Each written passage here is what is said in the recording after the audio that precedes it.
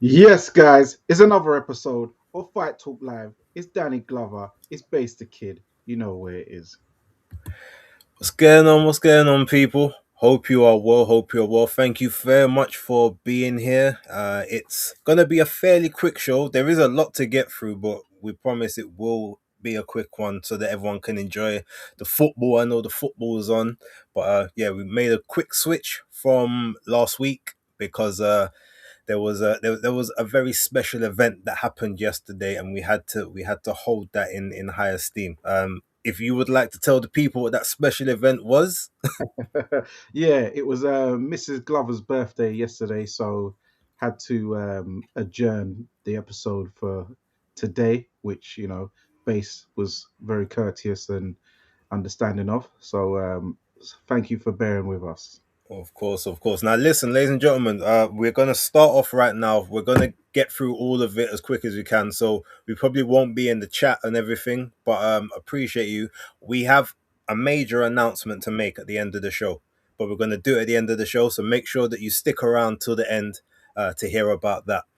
But yeah, look, Danny, I feel like there's no better place to start right now than the big news that we've just got between Tyson Fury, Arslanbek Makhmudov, which we all kind of knew about, but what we didn't know is this is going to be another Netflix thing. We got to talk about this. What do you think that is all about ultimately for, for Turkey and that whole I guess that whole sort of operation. But more importantly, what does that say about the zone? Wow.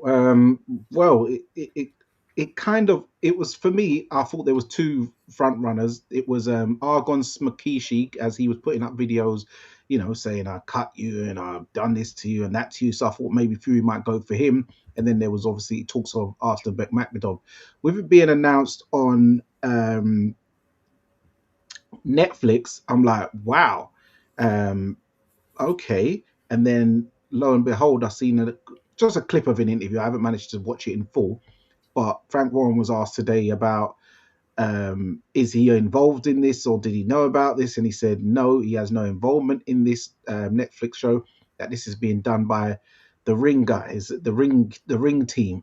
Didn't want to name Turkey Al Sheikh, so I don't know if there's any kind of rift or something like that going on in the background, but it does make me wonder because he does seem a bit agitated. As we know, he's the guy who resurfaced Fury, from when he came back years ago from his big weight gain, etc., and got him the Wilder fights, etc.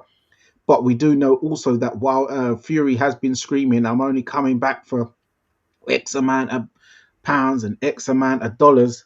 And I don't think Queensbury have that in the budget. And we know who does have it in the budget. I don't think DAZN has it in the budget. Also, there's been talks of that even Eddie Hearns had his budgets cut by DAZN because he's not producing. I don't whether that's true or not. I do not know.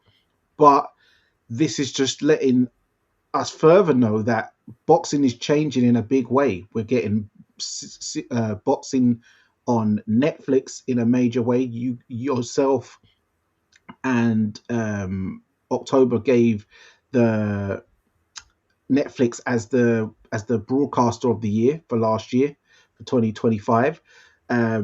We've got Paramount now in the game, so the zone's got competition. Where we thought that boxing was all sewn up and on the zone, that's what I thought. That was what was helping sell the packages.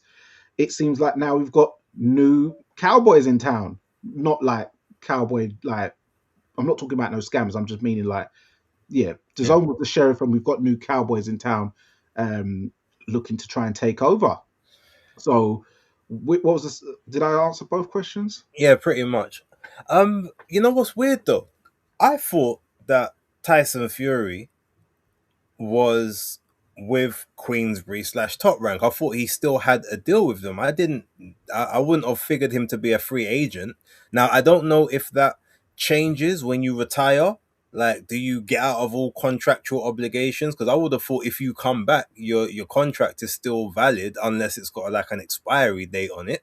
Hmm. Um, And I would have thought he would have, as you said, kept Frank in the loop because Frank was good to him. Frank kind of got him he gave him all of the platform to sort of run with the rebuild and the weight loss and all that stuff. So that's a bit of a mad one for me personally. Now that being said, as you said, and now luckily, I know you and Beats are probably a bit more agitated about this. I didn't buy the Ultimates package. I decided to say, you know what? Let me decide what I consider to be a pay per view and what I'm gonna purchase. I did initially. I thought about it, but then I'm like, and all of a sudden now, it's like every single fighter that's the top of the top of the tops on the zone seems to be fighting off platform. So the big question, I guess, now comes when before we even segue out of this is, well, what is the ultimates? Are you basically saying that just the good fights you're claiming are now what you would have had as a pay-per-view, or that that's kind of what the pay-per-view is for you guys, but then anything that we consider to be like a big pay-per-view fight we're just going to outsource over to the Netflix team? That's kind of how it feels. And I can't lie, if I was you, I'd be feeling a little bit cheated and be asking, well, hold on, what am I getting for this extra money that man's paying for? Yeah, um because so far I've not got Anthony Joshua and I've not got Fury, you ain't and even I've got not Katie Taylor and I have not got Canelo. or Amanda Serrano. Actually, no, you did get one Amanda Serrano, but yeah, yeah. So, but yeah, well, one Amanda Serrano. Um, but come on, the ultimate package. When you're using words like ultimate, I'm expecting to get ultimate fighters, and I ain't talking about UFC, but I'm expected to get the ultimate boxing fighters in my package. That's what I was. Uh, that's what sold me. It looked all golden and like a golden ticket, and I thought the glitters were golden. I'm getting pure bronze. Nasty work, man. Nasty work indeed. I mean, yeah, I don't know. I guess it's something we got to kind of keep an eye on. But yeah, it just seems a bit. The whole thing seems mad. But if we go back to the fight, let's look at the fight at the minute for just what that is. I Yes. mean, how do you feel the fight is for Fury as a comeback? Do you think the event on Netflix is going to be like stacked, with a bunch of big talent underneath, or is it going to be a bit similar to the Canelo Crawford, where there was some good names, but ultimately it wasn't what it could have been? I think it could be. I think it will be better than the Canelo Crawford, as we know that. I think that budget would have been more expensive. Arslanbek Makmadov, I don't think it's going to cost that much. We know the bulk of the money is going to go to Fury, um, and as a fight, I think it's a good fight. Makmadov is on good form. He took out uh, our Jamaican brother Ricardo Brown, and then beat Dave Allen last time out, and looked very good in doing that as well. So he's on a roll. Big guy, mean looking, so that sells for Netflix. He could put it as the scary looking big Russian monster, and you've got Fury, who's a very eccentric personality and has his own show on Netflix with his family. So he's already known to the masses via the Netflix crowd, and he's built a good brand for himself out in America. So he is multi-continental in notoriety. So I think it's a good idea. This one. Cool, cool. Yeah, like I said, the Netflix thing is what kind of shocked me. But you know what that also means? We're gonna be saying happy days because I'm pretty sure we'll be doing the watch alongs, and it's gonna be. I'm assuming it's gonna be on the times that is favorable to us lot as opposed to the states. But you never know. But even Mm. then, it's also gonna be free as long as Yeah, you've got a Netflix subscription already. that's the only thing why I can't cry too much is that I'm already subscribed to Netflix, so it is coming in my package. There ain't no, second tier pay per view involved. I hear that. I hear that. Okay, well, with that kind of then out of the way, that leads me to, I got a little segue thing that I want to do right now. Earlier on today, I was in the gym and I was just randomly, I was listening to, I think it might have been the Ariel Hawani podcast, the one he did with Eddie Hearn. And I just had a random thought to start writing down some like heavyweight fights that I want to see for between this year and next year. Now, most of them I don't think will ever be made, but I wrote a bunch down. Before I give my list though, I'll let you say if there's any fights that any in the heavyweight division that you would like to see. They don't even have to be like the top main guys. It can be whoever you want to see. Just like give us a couple, and then I'll go through this list that I wrote. I'd like to see Ajit Caballero versus Lawrence Okoli. I would like to see um, Fabio Wardley versus Usyk. I would like to see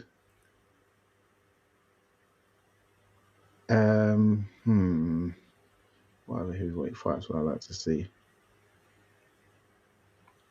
Apologies for putting you on the spot. Yeah, I know. Oof. Well, we all would like to see AJ and Fury, but what AJ's doing at the moment, we could leave him be. Fair. But that is something that was on my wish list from last year, to be fair. Okay. And I'd like to see Tony Yoka and Joe Joyce run it back. Okay, cool. So it's funny. What I did, I made fights that I don't think people would have picked because I don't like when like you're in the narrative and people say, oh, like, it would be a brilliant fight, and then all of a sudden everyone keeps saying the same fight that they want to see, and usually if it's not like the big guys, like the sort of like a Fury versus AJ or something like that. Yeah, everyone wants to see that, we get it, but I try to challenge some people to be a bit more creative. Yeah. So these are some of the matches that I've come up with, and some of them you might laugh because you'll get why I want them to face certain certain people, right? But I think so. First one, Fabio Wardley against Daniel Dubois. Second, I've got Ajit Caballero against Filip Hrgović. There's no Usyk in this list, by the way. Like I'm sidelining him at the moment. I've got Lawrence Okoli against Efe Ajagba. I said on a previous episode, Richard Riakporhe and Jordan Thompson. Okay. Zhang Zhilei against Martin Bakole. Andy Ruiz Jr. versus Richard Torres Jr. Got one for the prospects, Joshua Edwards versus Emmanuel Odiase. Okay. Tera Moana versus Bakadir Jalalov in the pros, not the amateurs this time. Okay. Moses Atuma versus Guido Vianello.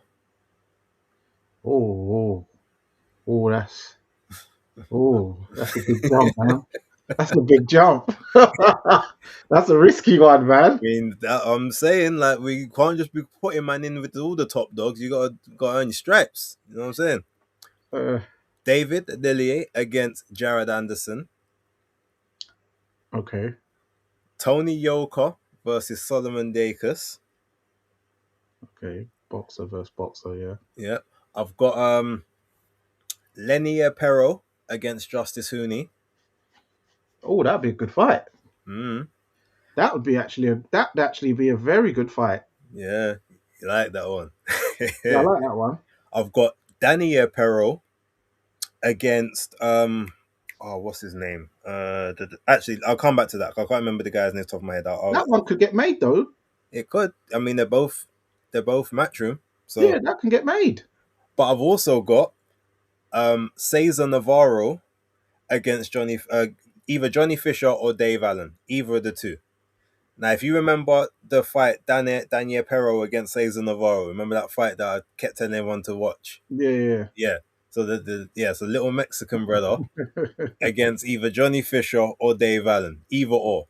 okay. Or we can have Dave Allen against Daniel Perro and Cesar Navarro against Johnny Fisher. But either way, those are some of the fights that I'd like to see. Different fights are like not always the same names being recycled all over the place, but Yeah. kind of what I had in mind. What do you reckon? Now that some of them have, would be very good on a card, I'd be very excited to see some of those fights on a card. To be fair, it's Nice, kind of nice. it's kind of like a bit of a. Well, we'll probably touch on it in a bit, I imagine. Well, later on about the what's it Zuffa card coming up this weekend, Mm. which was surprising. I only saw it yesterday, and then I was like, "Wow, these are some good fights." Oh, is it? You only because I knew about it from last week, after the first one. But yeah, there's some really good fights. Not any real high level names that people know, but I'm looking forward to Butayev and Boychuk. yeah, Boachuk. That's Well, that's I'm looking forward to Hot Rod versus Gvozdik. Oh yeah, there's that one as well. Those are the two. But I just know that because Boachuk is just he don't know how to do anything but come forward, and Butayev is very similar. And Boachuk Yeah, should actually have the advantage because obviously Butayev used to go campaign at welterweight, whereas Boachuk's always been 154. But they don't acknowledge 154 in Zuffa, so it's going to be a middleweight bout, so they can go as mm, close to 160 as they want. And obviously it's Ukraine versus Russia as well, so you got that little spice in there for that one. But yeah, yeah, yeah. And with the other one is Ukraine versus I don't I'm even not know. sure where Radovai comes from. Um, well, It's I like know he's born in America, but yeah, I don't no, know. but it's Eastern European. It's one of them Czechoslovakian type, Serbian looking type of flags. Let me check. I can check. It's not Croatia. It's either Hot Slovakia Rod or Serbia. One of them kind of ends. Radovai. It's like a red, white, but it's got like a little emblem on the flag. Okay, so Kalajic comes from. Let me see. Uh,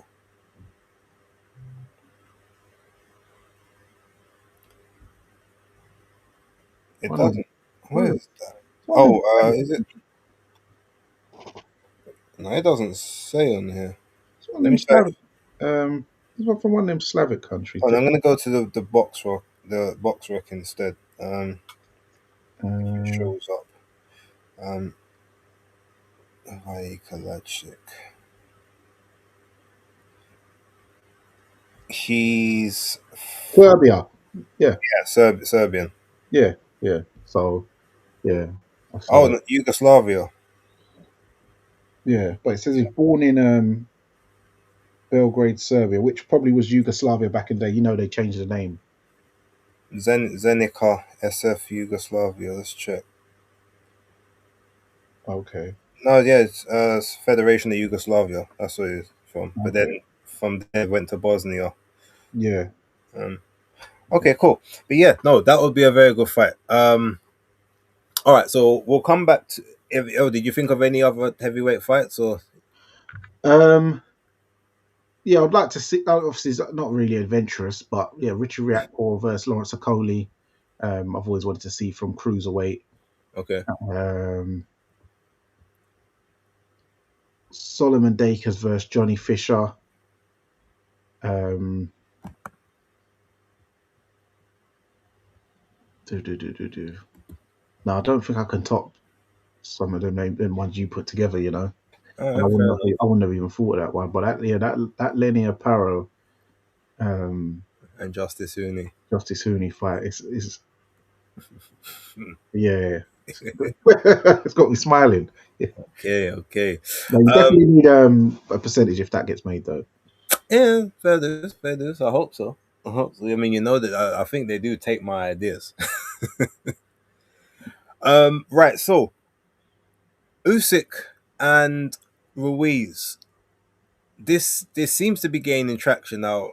myself and Beats had a very heated debate earlier on his channel regarding this. Shout out to Beats if you're watching. Yeah, to Beats. I don't know how long he was on the live for. I was listening to it on the earpiece while I was at work for quite some time, but obviously I had to go at some point. And Yeah. I know you jumped on kind of towards near. At 5, it was at 5 o'clock. I do 5:15 that I jumped on there, and Yeah, the thing is, I was about to take the dog out, and he was reacting to things that I'd said previous. I was like, all right, because this is getting lost in translation. So let me come on and we'll actually talk about it.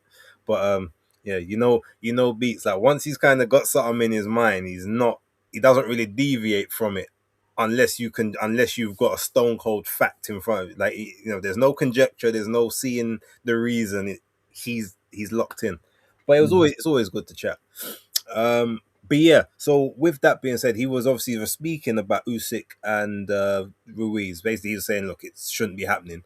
But we're now, I guess, going to look at it from a standpoint of, is that fight made?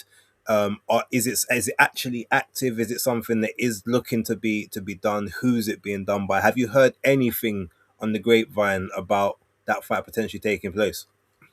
yeah. Well, Derek Chisora is the one who leaked it on Talksport when he was talking with Simon Jordan and Co.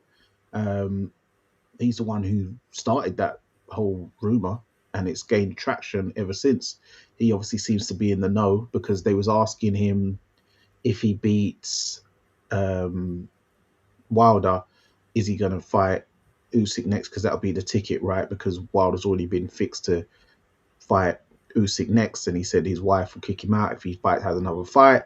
But Usyk's fighting Andy Ruiz next, so he just thought to spill the beans. So how true that is, it probably is a big possibility because we haven't really heard of an opponent being talked about with Usyk. We already know he's turned down Fabio Wardley, so I don't know who else.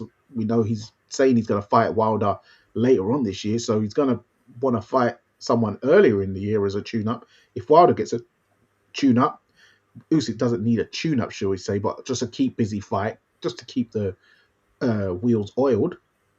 And Andy Ruiz is a credible opponent, and it also fits into the whole I want to clear up every champion of my era.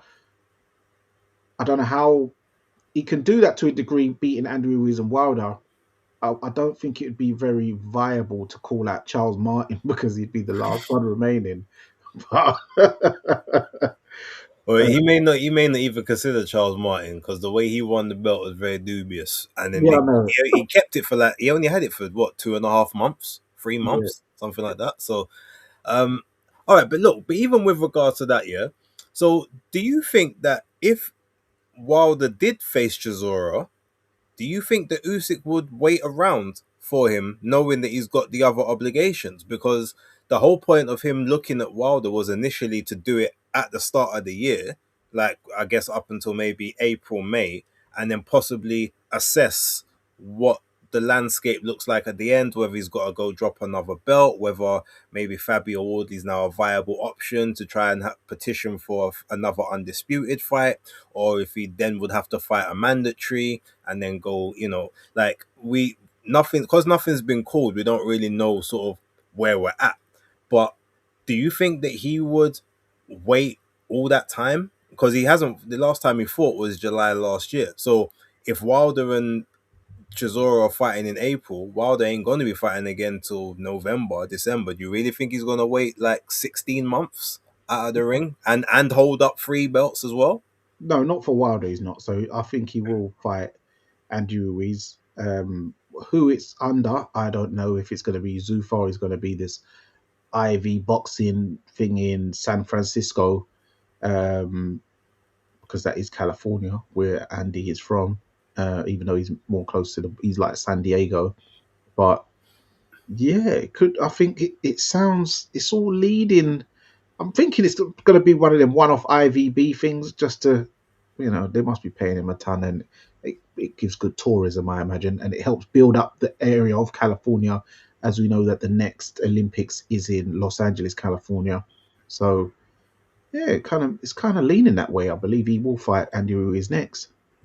All right, but here's the thing: if he fights Ruiz next, that's his voluntary. He Yes. can't fight Ruiz and then fight Wilder, even if they're in the same year. He's not going to get two voluntaries back to back when he's got three belts to to sort of get the sanctioning bodies. I don't think at least one of them is going to jump the gun. So, do you see a scenario where if he has those two fights to penetrate America and have those big fights out there like he wants, that he's going to end up having to give up another belt or two? No, because I feel that if Wilder does get past Chisora, even though most people think he won't, if he does, I believe that a sanctioning body will, slap him as a mandatory, and he'll get the dib because of his previous history. He'll get that favourable consideration and get slapped in as a mandatory, and then Usyk will get away with it that way. Oh, we're talking politics now. I like it. I mean, look, I won't lie to you.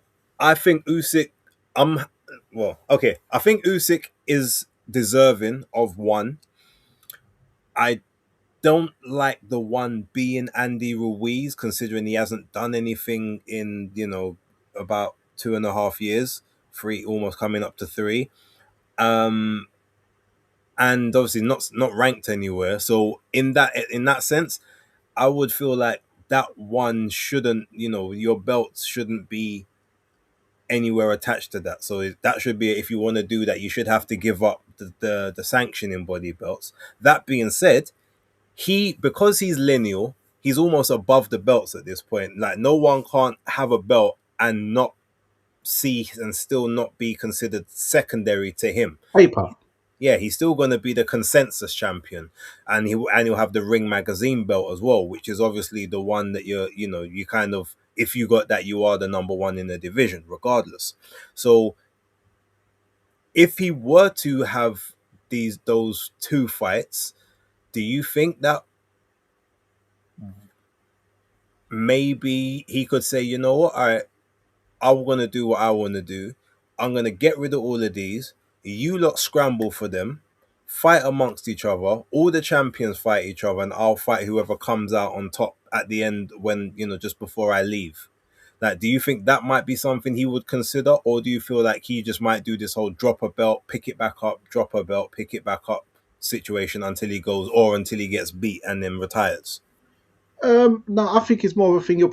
He might end up dropping a belt one by one and keep the one he feels is the most prestigious. Because if he drops all of them, by the time everyone fights for vacant belts, he's going to be it's going to take too long for him to go around collecting them all again. He'll be too old by then. So it might be a thing of where he just gets these, his pension fund, last sort of segment of his career, gets the money, keeps a belt, whichever one he likes the most, or treats him the best, probably gives him the best deal on sanctioning fees, and keep that one in the ring, because as long as you got the ring and a normal belt, everyone knows who the man is, really. So everyone knows, until you fight Usyk, to be the man, you got to beat the man. And regarding even who currently is there a mandatory for the WBC, by the way? Not technically, but because Caballero's the interim, they got to consolidate the belts. They're trying to pass that law to say you can only have one champion per division, no interims unless the champion is injured. So they can't even put interim titles on people because they want to undisputed. No, you just got to wait. That's what they're trying to pass as part of the Muhammad Ali Act. Okay, because if all right, so however that goes, because that's the angle I can see when I was thinking about how they'll do it with Wilder. Mauricio Suleiman, Wilder's, been their long-standing champion for many years in the past. He beats Chisora. I believe he'll get slapped in as a mandatory for Usyk, and he'll get in that WBC angle. But you see, if Mauricio does that, the backlash and the pressure on his neck is going to be different because you can't, like, because he did the same thing similar with Dillian White. Maybe Dillian wasn't a big enough person at the time for it to really register the way it should have. But now that Caballero's shown that he's a big draw in Germany, that's a whole new market. The euro's still stronger than the dollar, same as the pound is. And if you're then saying this guy's your interim champion, he's been taking on contender after contender, defending that belt, and then you're going to go and install another man as the mandatory over him. That can't. I don't think the people are going to accept that. I think he will face a big revolt.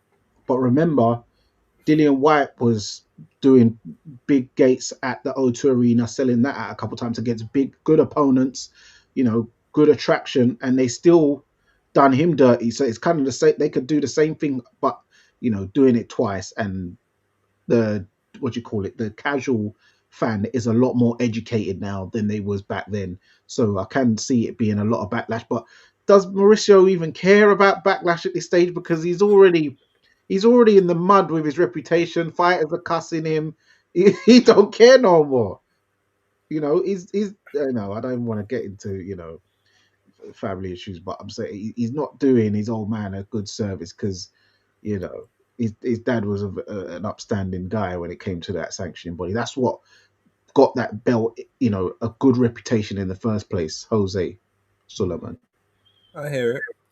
All right, fair enough. Well, look, I guess we just got to kind of wait and see how that plays out. Like, just for clarity, my official take is I feel like Usyk has deserved the right to have one fight of his choosing after the run that he's been on. But I also do respect that there's certain people waiting in queues, and if you're only gonna just be having one fight of the year, you need to maybe make it right with some of the other people. If you're gonna have two fights, they can't both be two voluntaries or a dodgy mandatory either. I feel like that won't really wash with people. Like I said, you already see that Beats ain't standing for it all now, and he was a supporter of Usyk. So I get it. You don't want the backlash to turn nasty because everyone, as soon as you get to that point, that's where the backlash does seem to come. That's where Tyson Fury finally started coming a cropper. And I wouldn't like to see the same thing labeled on someone like Alexander Usyk, who has, for the most part, done everything the right way, thus far. Maybe not everything, but near enough. So I hear that. Okay, so with that now, switching over quickly because we was obviously talking about Turkey ring, Usyk, and where that might be IV. We've got a confirmation from Eddie Hearn that Bam Rodriguez is officially re-signed with Matchroom as they had matching rights for the Zuffa boxing offer. And Garcia, Mr. Robert Garcia himself, was stating, actually, no, nothing's kind of finalized yet.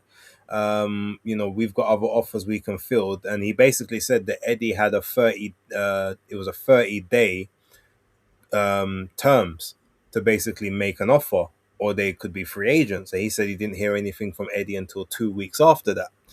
Now, this is where we don't obviously know the contract. We don't know if that first and last was in perpetuity. Did it have a finite date on it? Was someone like Zuffa maybe waiting for those, or being told, oh yeah, we got 30-day terms, so they was just waiting to see what those 30 days are going to be like, slap something down a couple days after, thinking that would get them what they want, and then finding out that actually maybe that's not the case. How do you kind of see that one? Do you see it maybe being as messy as it kind of sounds, or is it just a case of maybe Robert Garcia either got the wrong end of the stick or was just trying to keep other people sweet, maybe for some of his other fighters who he's trying to funnel all through to Zuffa? It sounds like Robert wants to head over to Zuffa with some of his fighters. Who is Bam's manager? I think he's managed by Mr. Hondoff in Japan, like Taken Promotions. I think that's who he's with. Okay, because I'd like to hear from him because he'd probably would probably know more in depth about it. But it seems it's a tough one because I did see that Robert Garcia, and then Eddie Hearn said no, that's not the case. But if we got to hear from Bam also, because if Bam's talking like, well, you expired, then we know if your interest lies elsewhere or your eyes are wandering, then it's best to probably just let him go because he's not really. You don't want an unhappy fighter in your books, and I doubt you're making that much profit off of him. So just let him go, really. if that's the case. But if it's just Robert talking, you don't know what other interests he might have, because we know some trainers, they cut certain deals behind fighters' back, tell them that is, 500 grand when really it was seven on the table. You know them ones there. So I need to hear from more people first, i.e., Bam and Mr. Honda in Japan, before I make up my full mind. Let me double check. Actually, I can. It should tell me on BoxRec who the manager is. Jesse Rodriguez. But Bloodbeat says that Roberts is manager. I don't know about that. um, let me see. So why is this not telling me what I want to know? Um, but here's the thing. Hold on. Let me. But yeah, what's your thoughts on it though? Yeah, like here's the thing with me, because you say, oh, like maybe if he's an unhappy guy or whatever, kind of let him go. But I wouldn't see what he would have to be unhappy about. Let's like No, that's what I mean. I'm not no, necessarily no, no. I know, unhappy. but I'm just saying, like, I'm saying if that was the scenario, when the only thing I would think of him personally being unhappy would be if, say, for instance, he had this contract that he has to stay with Eddie, but being in that contract lost him money elsewhere, kind of thing. So something Hmm. like that, I could see maybe being unhappy. But in terms of like fights, fight dates, being able to go up the divisions, unify. The first person who actually gave him an opportunity on the card, even though he was just in as an opponent to start off with, but he got an opportunity on the card, took it, and then I wouldn't say that I would feel as if Eddie hasn't done right by him since then. Anytime that he put him in against the Kings, uh, except everyone except for Chocolatito, he got he did all of that, and then um he managed to go to 112. He unified with Sonny Edwards, probably one of the biggest names in the lower weights because of the chat and being able to sort of talk and back it up. Goes to 115 and is given two title fights in a year. I know one of them was with the help of Turkey, but Eddie secured the other one as well as keeping him active. Um, the only thing I could think that you might be upset about is having to possibly stick around because I think it's Jason Maloney, don't want to give up his mandatory spot against Willibaldo Garcia. But yeah, I don't know. I think ultimately he's in the right place. There are some people that I think would be better off outside of Matchroom if I'm real, but I don't think he's one of them. And I definitely believe that in terms of like having a machine behind you and someone that actually does believe and will talk you up to the hills and make everyone aware of you. I definitely think that is Matchroom. Yeah, Um, definitely. I think Eddie did say something about he spoke with Robert the other day, and Robert basically said that he's happy now. He wants us to arrange a date for his next bout. So I am hoping that Eddie can just put some money on Maloney's books, make him step aside, say, look, you guaranteed the shot at the winner, or you guaranteed a title shot afterwards. We will guarantee that to you. Let them do the undisputed. Whoever wins, if it's Bam, he wants to go up to 118 anyway. Like he'll move up. You get a vacant title shot, and you've made a nice little payday. Possibly get on the card as well. Stay active, make some additional money as well, potentially.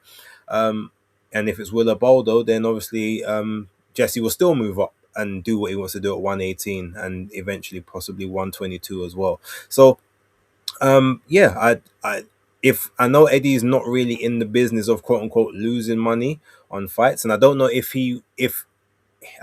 getting Bam that fight would be a loss by itself, but maybe having to pay, step aside money on top of that might, push it into that limit. But I think that Bam is one of, especially if you've got this big contract now for whatever it is, I think this is one of those times where you accept to have a little loss on the books, like for the, Mm. for the right person, because that will sort of come back tenfold in a couple of years time when he starts moving to those to the other weight classes where now it starts to get a bit more interest in the casual market, especially in America. Yeah, but I don't think Eddie is, because the way he talks up Bam. I think he is profitable. Being Mexican, we know Mexicans support their guys, especially lower weight classes, because they respect that the lower weight classes, because they don't tend to be big dudes like that in general. Um, so I think maybe it might just be a thing of Robert Garcia just said about the 30-day, just to, get a couple of extra coins out of Eddie, just to put the pressure on and drive a little hard bargain for his man. But I think that ultimately, I think the best thing. My advice would be to stay with Matchroom because the formula's working. I don't see any issues there. You've just been on a great platform on your last show where you scored a uh, knockout of the year contender. Um, the way Eddie talks about you, Dana ain't going to talk about you, unfortunately. Let's just Yeah. be real. So it's just, I think it's just get a couple of extra zeros for Robbie, and you'll be good. Yeah, no, Blood Beats was correct. He Garcia is his Tunde Ajayi. Oh well, then yeah. Well, it's an invested interest. He's just trying to Yeah, get a bit of paper. there Just you go. trying to get a bit of paper for himself. That's cool. I understand. Fair dues. Can't hate on that. Can't hate on that at all. All right, so with that out the way, look, we were kind of talking a little bit about Zuffa and their show coming up on this weekend. So let's kind of wrap all of that up in the weekend's action, right? So let's start with. There's actually a card. There's a Pro Box card on Friday. I need to check that one out because those Pro Box cards actually are quite kind of tasty. They are actually. They go off quite well, but let's stick to the main ones. Obviously, we don't have Adam Azim and Gustavo Limos anymore, but we do have Fran Hennessy and Ellie Butel, and obviously what's his name, Gradus Kraus as well. They're going to be co-headlining But the it's Boris BBC card. Crichton. Yeah, Boris Crichton as well. Yep. Craig Richards, right? Victim, but Yeah, Craig Richards, Callum Simpson, and Lyndon Arthur. yeah. But Craig's the only one who knocked him out. Very true. So let's see what happens with Boris with that one. I'm not going to really ask you about that card. Look, it's Box are doing what they can at the moment. They lost their main event. Commiserations to them. Let's move specifically now. Kelly or Murtazalia versus Kelly. Um, what's your opinions on the fight? Who do you think wins, or what have you? Is there anything you've seen? Like, just give us your vibe on that one. From the fight got made, I thought, oh, this is a tough ask for Josh Kelly. Um, Background Mutazaliev, he's been out the ring for 13 months, but I don't think that's going to affect him too much because Josh Kelly himself only had in the past 13 a one round job where he just touched a guy and the guy just fell on the floor like an idiot. Um, and I think that was the day before Fabio Wardley Justice Hooley actually. From what I remember, because I was in Ipswich at the time when that fight was on, and yeah, looking at the head-to-head face thing today, Bakram Mutazaliev, he looked like a very intimidating figure, and Josh Kelly, he was trying to smile, but I see the fear in his eyes, man. I see a little trickle down his leg, and he's trying to wave on the crowd to get some energy. He thinks he's Hulk Hogan, but he ain't gonna, when them tops come in his head, his hand ain't gonna go. It ain't gonna be able to raise, I don't think, because and the thing is, Josh Kelly, he hasn't got a good poker face because I remember not last time out, sorry, when he fought David Avanesian in the weigh-in, he was like, and the new, looking at Eddie for approval and some kind of what do you call it? He's basically Encouragement, support. validation. He's Oh, looking validation, yeah, belief. yeah, some kind of validation belief, and then he just looked like plain faced, and then I see his face just look drop, and then he got mashed up by a Russian, and then we just and this time now we've got Murtazalia who's another madman, and I just feel that with Adam Booth fighters, they can start off quite flashy, but they've all got engine problems. I've always said this.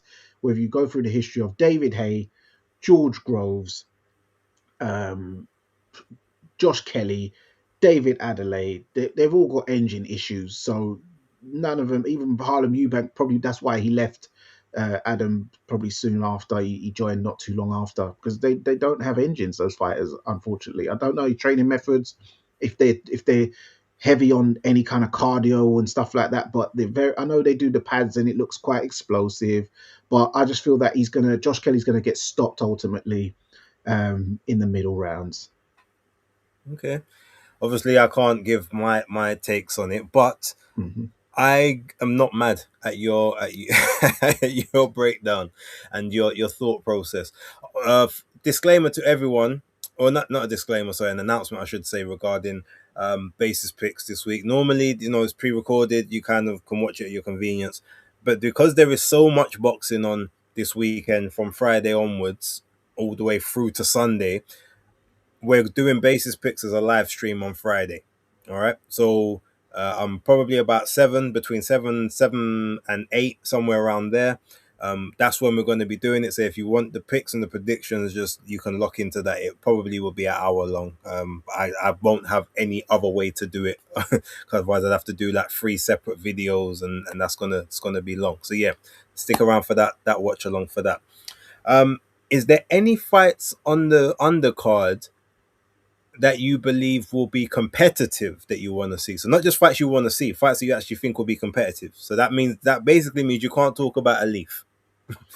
I can't talk about my niece. 1 second. Let me look at this card. Uh, um, no. The only one that could be remotely, and I don't know if it will be because I've never seen the guy fight, is Josh Padley versus Jode Belmedi, who's 23, 2-3 for the European, but I don't know the guy.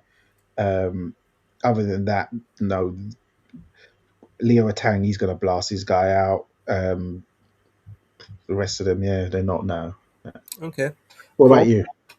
you? No, to be honest, it's the same. Like outside of wanting to see a Leaf do something nasty to our opponent, there's not really much else on there. And everyone knows I won't be, unless that fight comes on, say 11 o'clock or 10:30, quarter to 11. I probably won't be seeing it live anyway, or I'll be watching it at the corner of my eye because I'll be doing a watch along for the Royal Rumble instead. So yeah. But yeah, I do wish Josh Padley well, and I will have a little gander at that one. Leo, I'd want to see him do well, but yeah, other than that, it's all about the main event for me.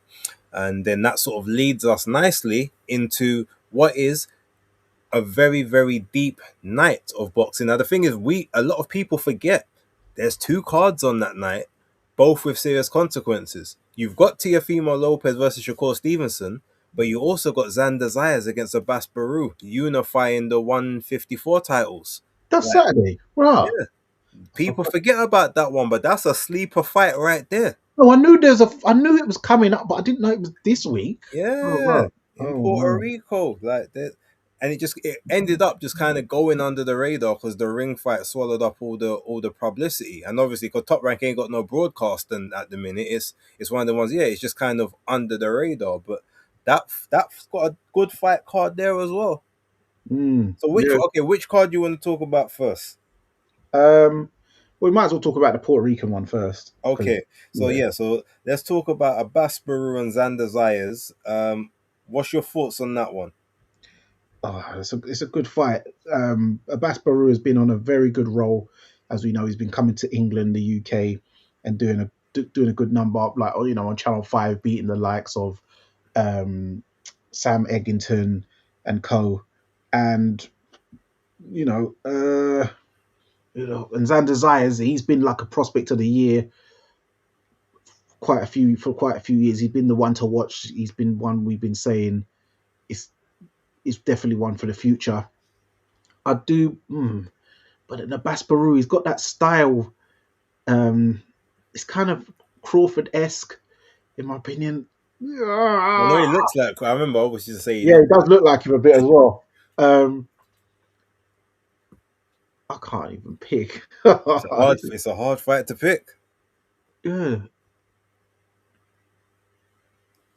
because neither guy is actually. If you look at like who they've fought, they've both maybe got one fight you would say, okay, that's a good, like, for instance, Xander Zayas has got Patrick Teixeira as probably the best fighter, obviously being a former champion, and then Abbas Baru's probably got, like, you know, the Sam Eggington, the Ioannis Taylors. Hell is, yeah. You know how he lost the split decision to Jack Colkay, but even then, people was like that was a bit of a farce one. Like they believed he didn't lose.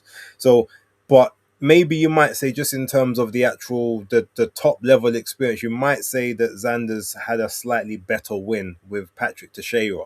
So you would feel that maybe he's got a bit more of the top level experience, but he's 23, hasn't even really got the proper man strength yet. Whereas Abbas, 31, hardback, African turned German. Like, you don't, them man there, like, they've been through something. So there's a certain level of skill and drive that you don't get Yeah, in yeah. other places. So, oh mate, how am I gonna do? I don't even know how to put this. I don't even know. I don't even. Are you just gonna enjoy? I'm just gonna enjoy this fight. I can't pick like that. It's just like, yeah, I can't pick that one. All right, fair enough. The only other fight on there, that might be well, there's a couple big fighters. Like, for instance, Yuri Sendeno. I know who that is. He's a upcoming prospect. He's in a pretty decent fight against Atundi Williams. But Giovanni Santillan is taking on Yep. Courtney Pennington, But who, that's, I expect him to take him. yeah, that's literally just his comeback, like one of his keep busy tick over fights, just to probably fulfill the contract. And then obviously Rowan Polanco is on there as well. So again, that's another just sort of padding water. I guess that's probably just Top Rank realizing they ain't really got a huge budget, so got to get the man them out, but within reason. And then when we can find something better for them, is probably what we'll do. Yeah. All right, so it's fine. We can leave that one there for the time being. Let's move over to to New York. Man like Tiafimo and man like Shakur Stevenson. Tiafimo says he's from Brooklyn, but everyone from New York and New Jersey be disputing his credibility, saying, "No, you from Miami. You're not from around here. You didn't come through the amateurs with us on these circuits." Like, so. First off, what are we saying about that? Is he? I mean, is he really allowed to claim New York like that? If you didn't grow up there, if you didn't live there. Oh, well, because his birthplace is Brooklyn, New York. That's where it's saying he's born. But I don't. When did he move? I need to know when he moved, because you can't just because if you left at, like, 3 years old, what I mean, you can't really be claiming the Brook, because you wasn't on the streets. You wasn't out riding a pedal bike with training wheels with the youth them on the blocks. So that is up. That needs clarifying. When did you leave? But I mean, that's what they say. I mean, look, they say that he left there when he was like young, and then they moved to Miami. but So, how young? well, he would have been before he was boxing, and I think he started boxing in um when did he start boxing? When he was about what, 7 or 8? Oh So it no, would yeah, no, no, yeah, yeah, probably would have been yeah. You left before too that. early. Then. You left too early. You left too early. But all right, what's your thoughts on the fight, and then we'll go through some of the undercard quickly. No, the fight's a very good fight. We know Shakur Stevenson, very good pure boxer. Got very good skills. Tiafimo got explosiveness, but very unpredictable and inconsistent with his performances.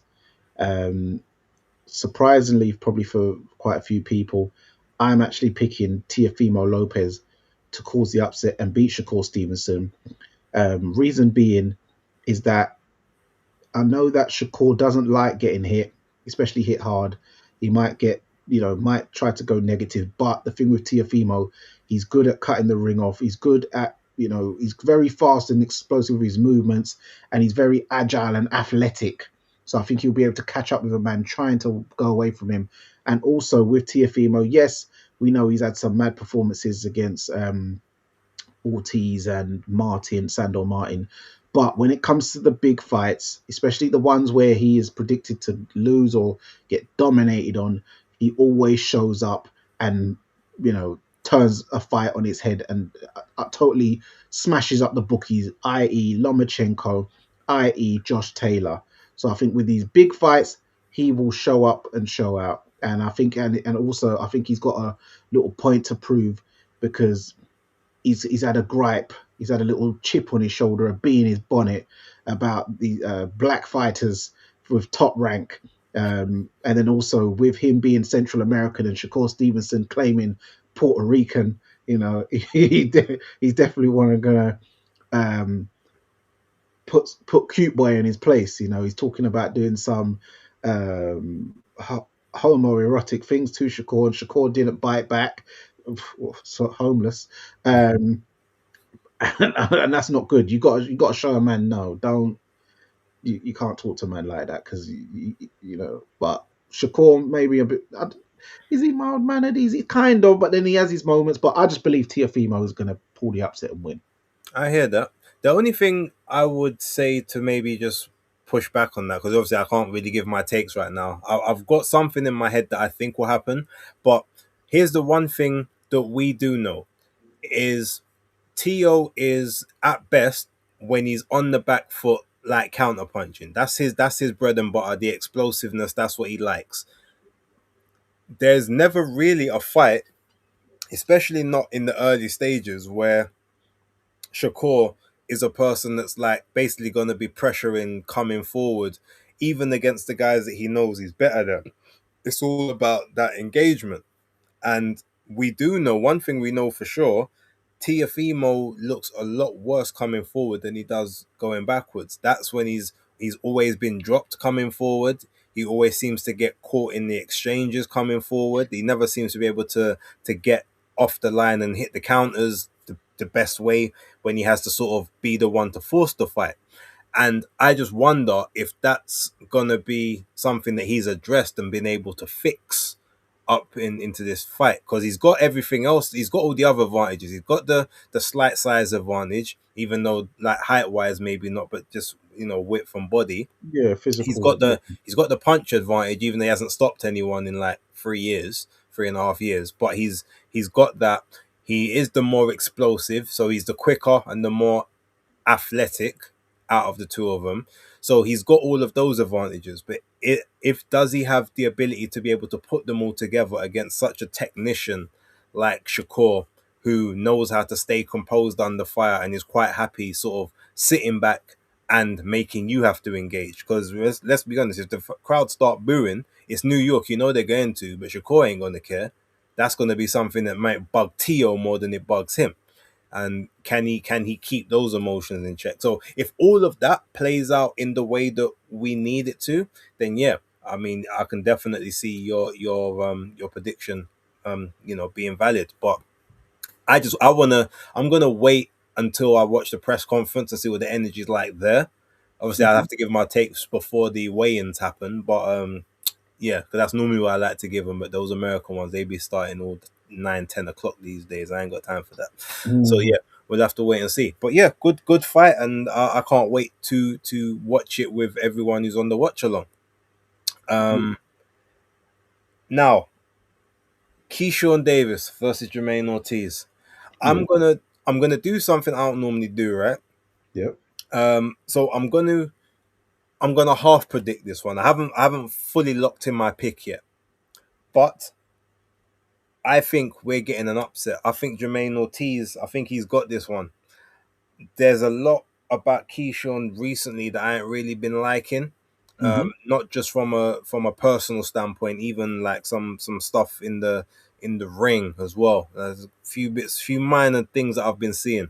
So I think someone like Jermaine, who's very much that technician as well, very much a person that doesn't mind having a bit of a stinker, makes you sort of come to them. I just have a feeling that we could see an upset, and the upset could be that he finally gets one of these victories that he probably deserves, because there's definitely been at least one of the fights that he's had where he didn't get the victory, but he probably should have. But what's your thoughts? You see the fight, the Andy Cruz fight. Where was that? That was in Las Vegas. Okay. Hmm. All right. I can see something. Yeah, I can see something bad happen to Keisha because he was at the fight, right? Yeah. So really so close to your fight, you shouldn't really be out and about going to shows, especially ones where you got to fly about what 5 hours, and then you're coming. Yeah, and in different time zone, so it's Yeah, a 3 hours ahead. yeah, unnecessarily. Like you should be, you should be in the current city you're about to fight in. So, I imagine Jermaine is in New York already and been so because he's what Puerto Rican, right? We know Yeah, I think so. he's Puerto Rican or Dominican, either one. He's got a good, they've got a good population out in New York, so he's going to be fine around there. Keyshawn Davis doesn't look like he's on the ball, as and I love your video you did last night. So please, people, please check out Base the Kids video from last night called Pum Pum Energy. Well, Uh, it's actually called Read the Room, but you'll see the caption is Pum Pum Energy. yeah, that's the thing that's gonna make people click. That's the thing that I highlighted. I was like, right, I need to see this. So when I was at work, I was like, no, I have to watch this one. But yeah, the guy just moves. He just moving like you're so busy and focused on Andy Cruz, and you weren't even looking to fight him at any point. Yeah, at his fight, just He also turned down the Raymond Muay fight as well, saying that he didn't want to. Like, why do I want to pay sanctioning fees for the belt, kind of thing? weird. That's what fighters dream. That's what boxers dream of as a kid. But you're just you're not doing. You're not living. You don't seem like your head's in the right space. You're talking about you found God, but you're not moving like a man of the cloth because you seem like you're still living with one of the seven deadly sins, and that's envy. He's moving very red eye. You're rejoicing on your daddy's loss because he's beat you 4 times or five, and you're there rejoicing that a next man beat him, but that just makes you look worse because you're meant to want him to do so great. So it looks like, well, look, hey man, it's like when Tony Bellew, he's like, hey man, it looked like I was doing well, but he's just too good. So every time he's beating all these heavyweights, it's like, well, what did you expect me to do? I'm just a cruiserweight. So it Mhm. makes Tony Bellew look even better that he did so well. So that's really should be trying to champion Cruz rather than trying to pop down his style. You see me? But yeah, I can see Jermaine Ortiz, who is a very talented fighter in his own right as well, pulling off the upset well as well. I'd really want him to beat Keyshawn as well. I want him to. It'd be in. I'd like it if he put him on his face. To be fair, that'd be a nice one because I just think it's very unsavory what he did to poor Albright. Just for getting a victory. It's not even like he started doing mad celebrations in the ring Mm, or at the back. He just yeah. weird. So yeah. And again, I will say the same thing that I said when I was making the video about that as well. Shout out and respect to Kelvin Davis, the oldest brother, probably the one that everyone says is the least talented of the three, but he was the only one that actually showed class in that moment and actually tried to stop the fight and stop his brothers doing what they done. And he apologized for everyone kind of on social media in his own sort of big brother way. So I respect that. All Mm. right. Now Carlos Adames and Austin Amo Williams. What's your take? What's your thoughts? Um, I know it's a bit generic, but I think I'll just use a triangle theory really. That Hamza Shiraz stopped Austin Ammo Williams. Carlos Adames really beat Hamza Shiraz, whether you know. So I just expect Carlos Adames to be too cute and too just a bit more talented with his movement and ability, and I believe he'll beat Ammo Williams on points though. I don't think he'll stop him. Yeah, that's my prediction on that one. But it will Okay. be a good fight because Ammo Williams, he does come to fight, and he is a good boxer as well. And he can punch a bit, Yeah, but definitely. I think he will struggle to land on the target because Adames is very evasive when he wants to be. True. All right. I mean, the one thing I will say is Adames is technically, even though sometimes he doesn't look it, he's actually the smaller of the two. Remember, he came up all the way from welterweight, so he's filled into the weight nicely, but he is naturally smaller than Amo. So that's another interesting tweak to the proceedings. All right, last one on. Actually, I forgot there's two. Okay, last ones quickly. Bruce Carrington, Carlos Castro for the vacant WBC World Featherweight title. Bruce Carrington. I'm gonna pick on points for that one. Yeah. And then lastly, Jarrell Big Baby Miller against Kingsley eBay. Uh, I think Big Baby should be able to grind him down and stop him. Okay. I think Big Baby will get the job done. That sounds cool. I mean, he's had two losses. Second fight, and I think his eighth, and obviously the eighth was a knockout to Jared Anderson when he gave him that nice little slip shot inside the pocket, bang. Yeah, the uppercut. It used to be a staple of the Ring IQ videos back in the day, so I used to see it every day. But yeah, no, I think I'm quite happy to say I think Jerome Miller will that he'll take that as routine food. Make a cheeseburger out of him, as he likes to say, and some Yeah. fries. Oh no, but the one I liked is when he said to Lenny Apera, he goes, "Yeah, man, we get that fight cracking, and I'll turn you in a Cuban sandwich." Yeah, all the bars gotta be about food. It's hilarious. Oh man, yeah, he reminds me of me. Oh man. You used to do that as well. To be fair. All right, so look, let's move over real quick to the Zuffa number 2 taking place Sunday. Let's not go through the entire card, but let's go through the two fights that you want to see. So the first one was Hot Rod Kalajic and Alexander Vosdik. What's your thoughts on that one? This is a very good fight. You got two uh, boxers who can punch, so boxer punchers. Hot Rod is the older man. I'm not sure by how much. I think Hot Rod. No, I think no. Vozic is the older No, man. Vozdik's older. I think Yeah, Hot Rod's about 30, 34. I think. 35. Yeah, I think so. Yeah, so Vozic's the older man. Um, and both are, it's funny. One fought David Morrell, which many thought that he really won, and then Gvozdik fought David Benavides, which you thought he won, but Mm, even though I thought he won, but it is what it is. mm. Um, I'm gonna go with this is another one of them toss up fights, especially as there was no real build. I only knew about it yesterday. I'm gonna go with Gvozdik on points in this one. Okay. Can I just say just before And let's both of them fought Beterbiev as well, actually. they did, but one thing about Hot Rod, he ain't been in the ring for over 15 months. So that's one thing I would say to also consider. And for Vosdik, it's only been, I think, 9. He's the older guy, but I would think that that's enough more than enough time for him to be in tip top shape. So Yeah, and also remember he's been preserved where he didn't fight for a bit. yeah, for them 4 years. Yeah, and he fought he knocked out Anthony Holloway.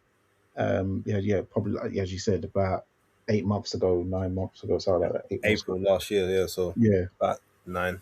yeah. Okay, cool. So I got Gvozdik points in that one. All right. And then Serhey Boachuk and Radzab Butaev.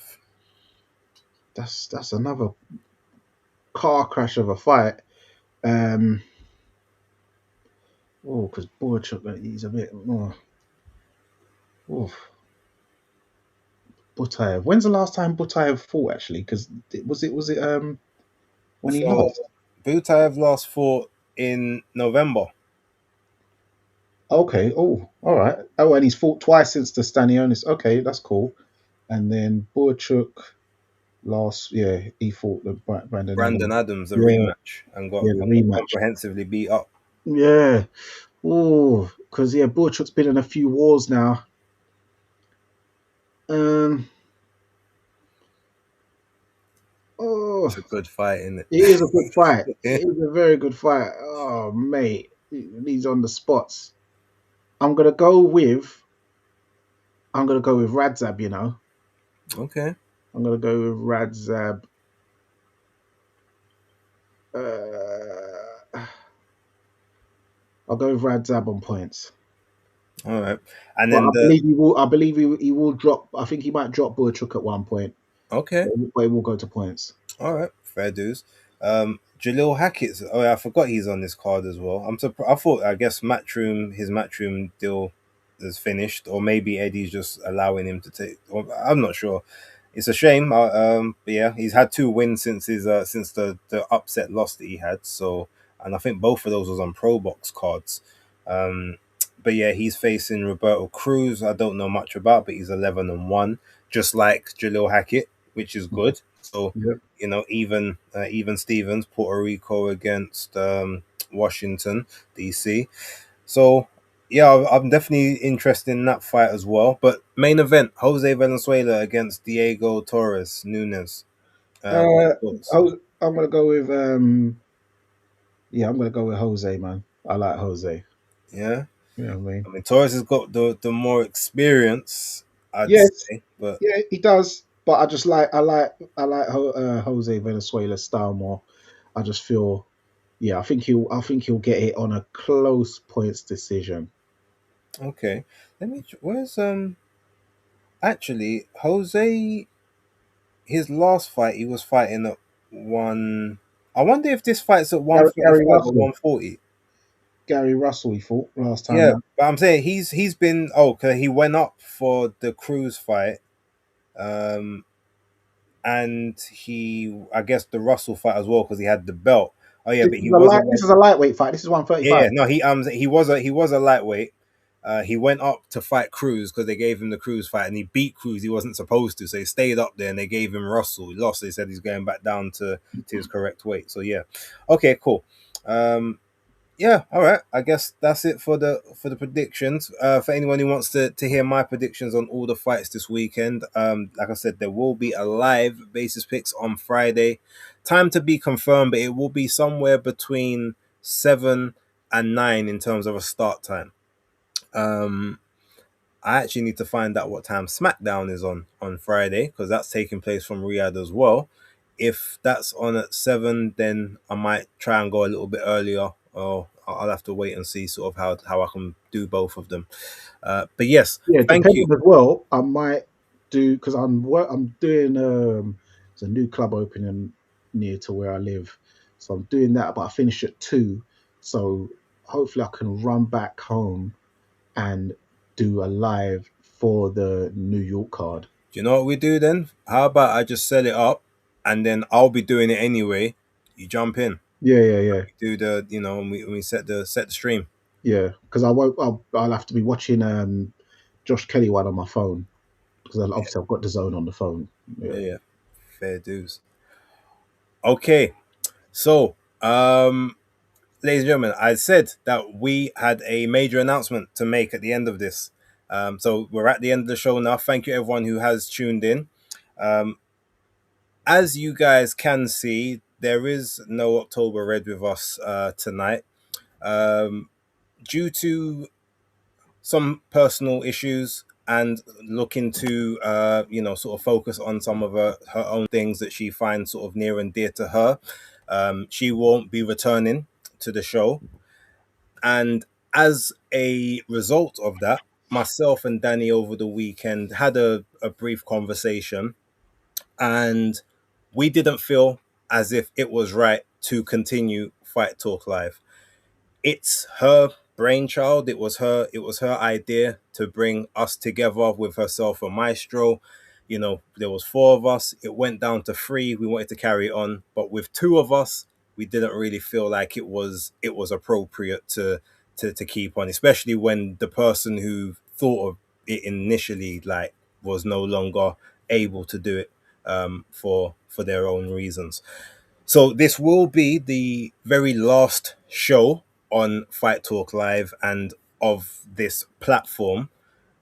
But myself and Danny, we will be collaborating, quite regularly on different things, and we're considering what we will be doing moving forward. Whether we might sort of do a new concept, maybe bring other people in, maybe have a monthly thing, another different weekly thing. We haven't sort of figured it out yet, but there will be, a bit of a break from this. But yeah, watch alongs and things like that. We will still be doing. And if any big topics or stuff come up, then I can always call him. He can always call me, and we'll be like, "Yo, let's jump on a live. Let's talk about it." So yeah, wanted to let you guys know we wanted to sort of have a last episode and have it be as good as we could with all the circumstances, I guess, that are sort of taking place.